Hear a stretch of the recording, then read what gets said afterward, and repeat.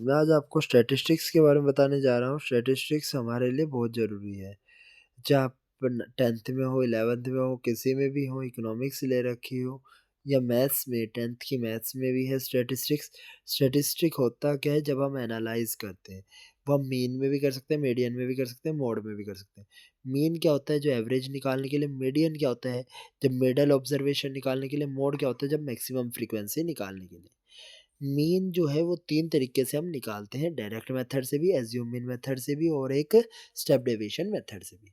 हम जब उसकी फ्रीक्वेंसी का टोटल और उनकी फ्रीक्वेंसी मतलब F1 XI मतलब FI XI का टोटल और FI का टोटल कर देते हैं तो हमारे पास डायरेक्ट मेथड आता है। दोबारा वैसे बता देता हूँ, आपको अभी फ्रीक्वेंसी नहीं पता चलेगा। डायरेक्ट मेथड का फार्मूला क्या है, ई को डिनोट कर क्या मतलब होता है, सिग्मा। क्या होता है, सिग्मा।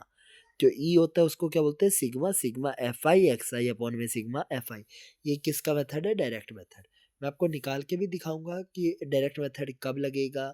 हम तीनों में से कोई सा भी लगा सकते हैं, यदि जो सा आपको इजी लगे। मैं आपको तीनों समझाऊंगा, डायरेक्ट मेथड भी, एज्यूम इन मेथड भी और स्टेप डेविएशन मेथड भी। और एज्यूम इन मेथड में ए लग जाता है, जिसको हम एज्यूम मानते हैं, प्लस में सिग्मा FI DI अपॉन में सिग्मा FI। स्टेप डेविएशन का होता है ए प्लस में सिग्मा FI UI अपॉन में sigma FI multiply H. H माने हाइट, मतलब उन दोनों के बीच में गैप क्या है, जो क्लास इंटरवल। अभी मैं आपको बताऊंगा क्लास इंटरवल किसे कहते हैं अगली वीडियो में, पर अभी तक ये समझ लीजिए। मीडियन क्या होता है, बीच का, मतलब जब दोनों के बीच का निकालता है। यदि एन ओड हो, ओड नंबर क्या होते हैं, जो टू की टेबल में नहीं जाते। इवन नंबर क्या होते हैं, जो टू की टेबल में चले जाते हैं।